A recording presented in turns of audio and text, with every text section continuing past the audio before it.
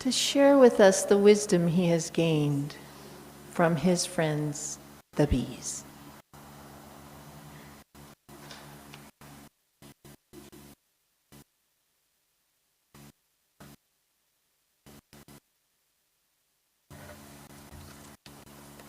There's just a little bit of anxiety because it's going to be the only time I do this. So as we meet every week, you'll either look at me like, that's Brian, the guy that can knock it out of the park, or that's Brian, don't ask him to speak because he is not up to the task. But we'll see at the end of this 10 minutes where your opinions lay. I am going to say a couple of things I think are a little bit controversial. I realize we're in a church here, and there are some people that will believe absolutely in the written word of the Bible and believe that the creation and that the world is 6,000 years old. And for those, I want to say bless your heart. But I also believe that we should not denigrate those who believe in an absolute creationism theory. And those who do denigrate means to talk down to.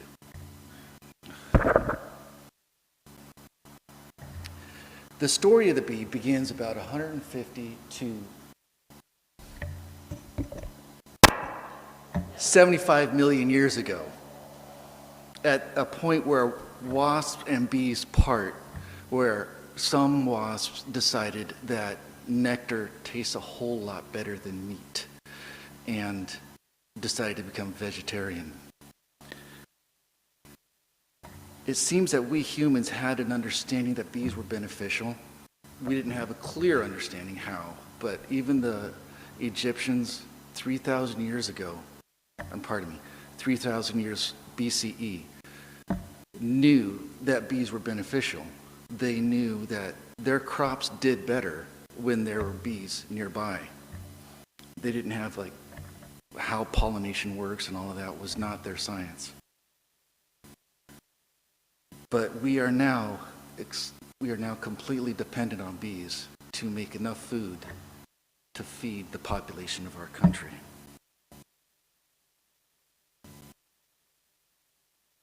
You are looking at the most important living being on our planet.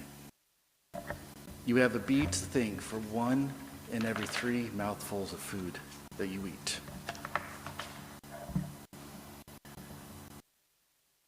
Bees, honeybees, perform 80% of all pollination, so it's clear that they enjoy a synergistic relationship with the natural world. And yet it's almost a daily occurrence that we see in headlines one or other species are in decline. Wildlife is in free fall. There's a nice quote from David Attenborough. We are replacing the wild with the tame. 50% of the fertile land on Earth is now farmland. 70% of the mass of birds are domestic, which are mostly chickens. Humans make up just over 1/3 of the mass of mammals on the planet, and 60% of creatures that we raise to eat. That leaves 4% of mammals on this planet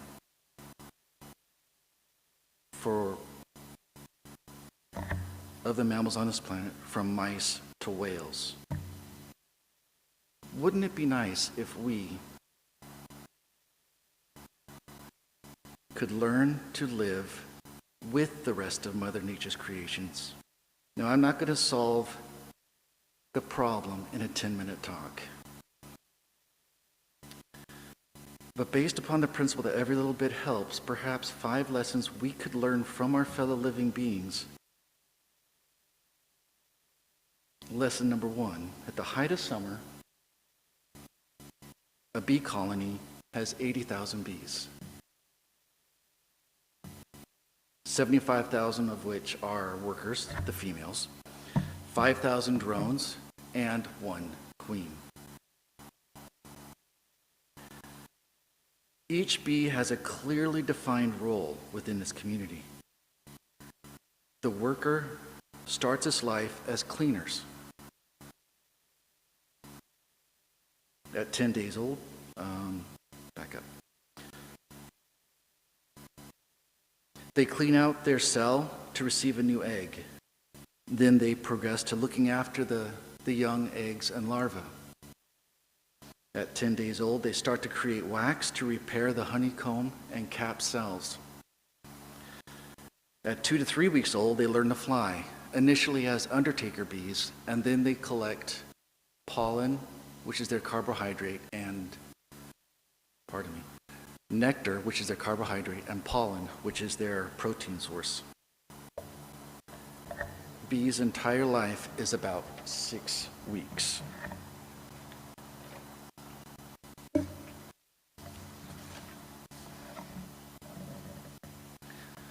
The drone has just one role: to mate with a virgin queen, and is only needed during swarming season when the new queens are created.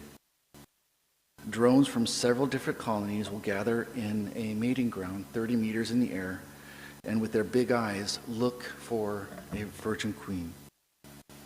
If they find one, their job is complete and they die. If they are unlucky and never find one, at the end of summer, the rest of their sisters bite off their wings and kick them out. They're not needed during fall or winter or spring.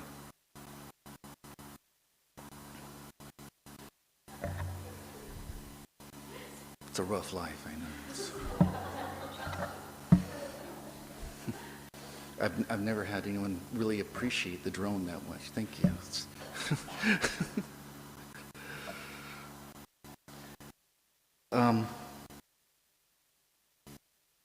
The queen also has just one role, that is to lay eggs. At the height of summer, she can lay up to 1,800 eggs a day. She's busy.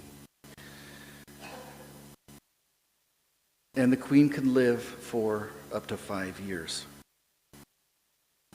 Now, if each one of these did not exist, the whole colony would collapse. If the drones didn't exist, well, the virgin queens would not have anyone to mate with, and they would not propagate. If the workers didn't exist, the hives would become infested, and there would be no food to eat, and they would all die. And if the queen didn't exist, then the hive really would collapse. Everybody has a clear, defined role, and each role is essential for the community to propagate.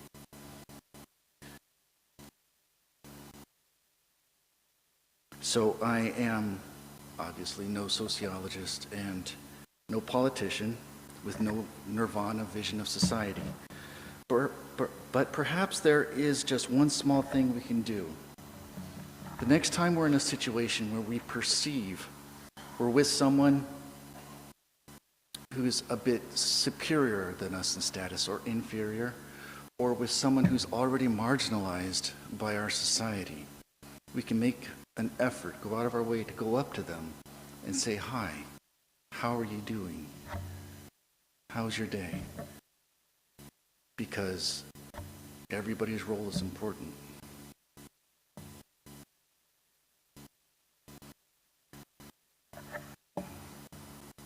It was interesting when we were in lockdown how the jobs that were always commonly known as casual workers suddenly became essential workers. Like these people, we knew if they did not go back to work, our society wouldn't function. Lesson number 2. A jar of honey, let's say a pound jar, 1 pound of honey. A bee visits around 2 million flowers, flying about 60,000 miles, I know it's not absolute math, or about 2.5 times around the world. Flowers are very clever They grow very, let's go back to the honey. A single bee can only make 1/12 of a teaspoon their entire life. I gave you all a little bit of honey in front of you, or there. That is about, I couldn't do 1/12 of a teaspoon. This is about a 1/4 teaspoon. So this is the life's work of 3 bees. So for us, it's just this little amount of honey. For them, it's their entire life. So respect the honey you get and appreciate the sacrifice. Flowers, they grow nice in bright colors and offer sweet nectar and nutritious pollen to the pollinators. Bees come along and gather the pollen on their hairy bodies, and then they take it to the next flower, thereby pollinating it. That flower creates seeds. These seeds are not only food for other creatures, but they also grow flowers for the following year. A true win-win-win. Wouldn't it be nice if we, like the bees, could create a food chain to be this synergistic? If the food that we ate not only benefited our own bodies, but also our local communities and the planet in general. According to Surfers Against Sewage, every year, 8 million pieces of plastic pollution enters our ocean. 100,000 mammals and over 1 million birds are killed each year because of plastic.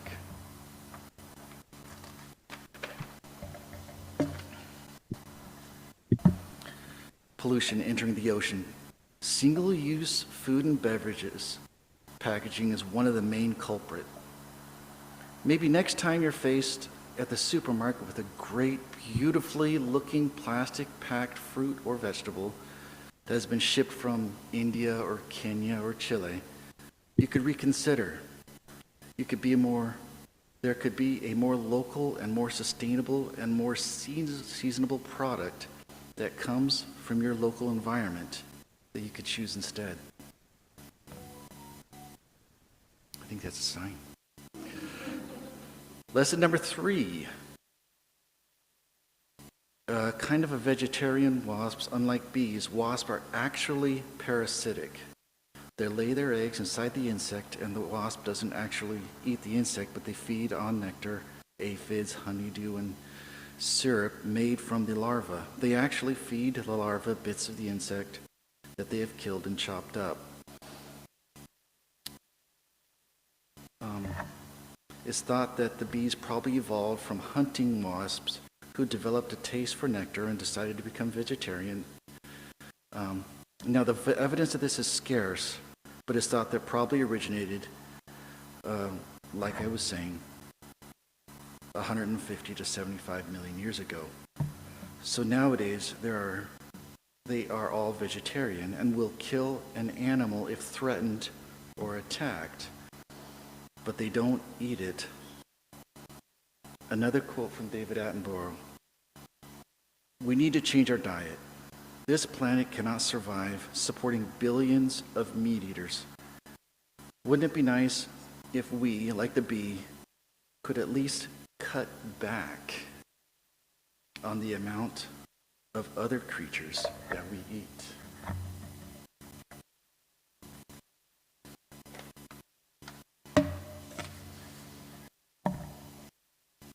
Lesson number 4. Only 3% of the wildflowers and meadows that existed in the 1950s are still around today. 150,000 miles of head and about half of all the ancient woods, as well as of this, 97% of the wildflower meadows have been destroyed in the last 70 years. The flowers that grow in these wildflowers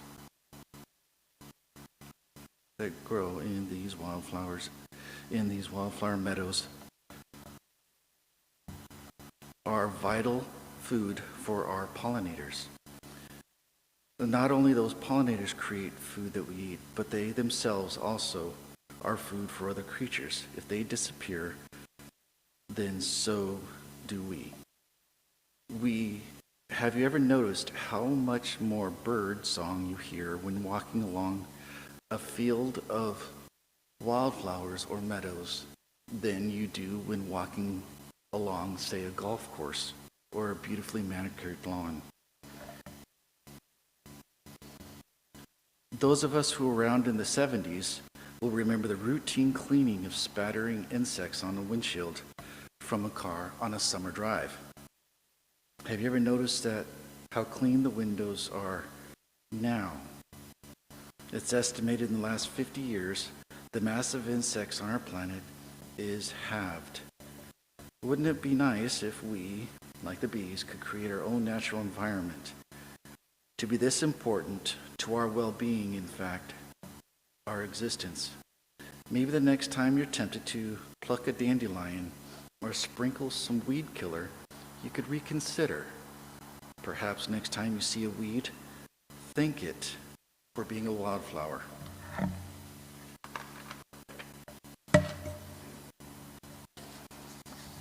And finally, lesson number 5. There are 20,000 different kinds of species of bees in the world. Each of these species pollinate a different type of flower. This is due to the length of their proboscis, or their pollinator tongue. It's a little bit like the fable. Remember the one about the fox and the stork, where the fox invites Mrs. Stork over for dinner and makes a stew and puts it in a bowl. And the stork sits across, unable to eat, and the fox enjoys the dinner.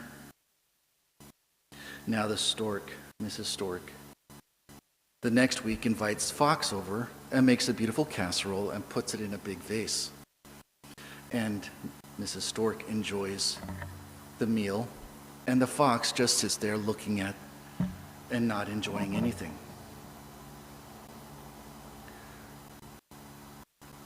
Now, I'm sure the lesson learned from this is probably do unto others as you would have unto you, among other lessons.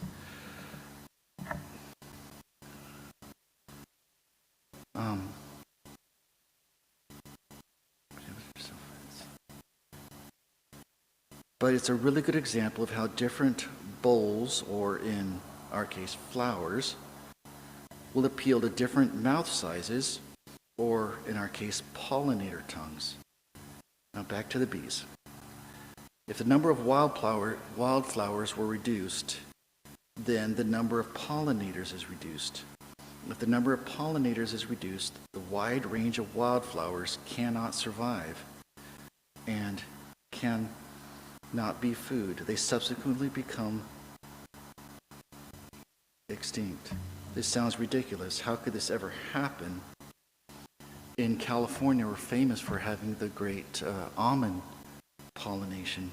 There's 1.3 million acres of land just for almonds, and more than 70% of all the commercial beehives are sent to Northern California every year.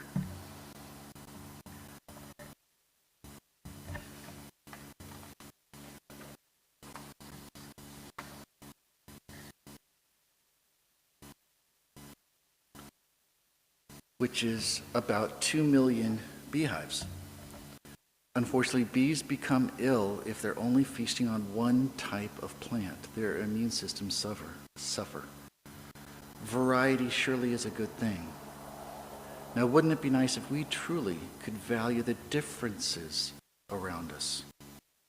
The different flora, the different fauna we have around us. Value the different types of human beings. So what if a magazine or a social media post tells you you need to be bigger or smaller, or lighter or dark, or larger or thinner? We are all beautiful, just like the bee. That's nurtures nature and enable nature to nurture us. Thank you.